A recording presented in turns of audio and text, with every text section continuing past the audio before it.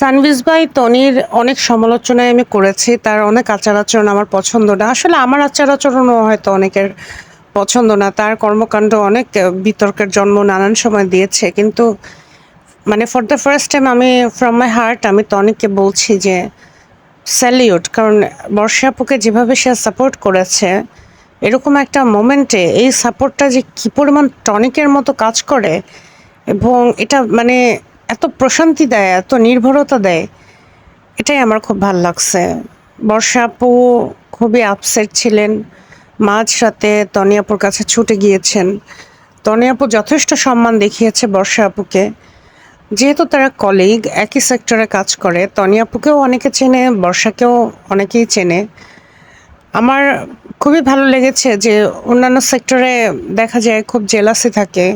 কিন্তু এই কনটেন্ট ক্রিয়েটরের অনেক কনটেন্ট ক্রিয়েটরদের ভিতরেও থাকে বা যারা অনলাইনে সেল করে এক্স মানে এক সেলার আর এক সেলারকে দেখতে পারে না, এক ব্র্যান্ড প্রমোটার আর এক ব্র্যান্ড প্রমোটারকে দেখতে পারে না। কিন্তু এন্ড অফ দ্য ডে একজন যে আরেকজনের পাশে দাঁড়িয়েছে, এটা কিন্তু খুবই পজিটিভ একটা দিক।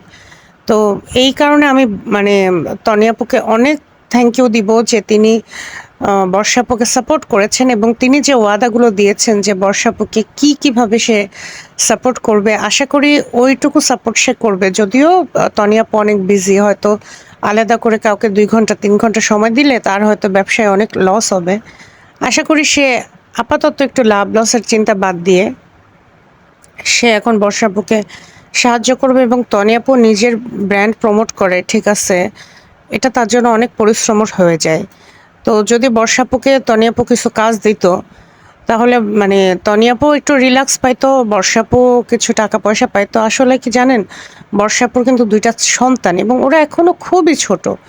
এখনো তো খরচ শুরুই হয় নাই। এই 2 দিন পরে ওদের স্কুল শুরু হবে, বই খাতা, কাপড়-চোপড়, তারপরে যাতায়াত খরচ, এরপর আস্তে, আস্তে বিয়ে শাদী দেওয়া। মানে বয়স যত বাড়বে খরচ কিন্তু তত বাড়বে। তো বর্ষা আপুর জন্য দোয়া করি যে আল্লাহ যেন ওনাকে সুস্থভাবে বাঁচিয়ে রাখে। আল্লাহ ওনার হায়াত বৃদ্ধি করে দেয়। আমার কষ্ট শুধু এই মাসুম বাচ্চাগুলোর জন্য যে উনি না থাকলে আসলেই বাচ্চাগুলার কি হবে?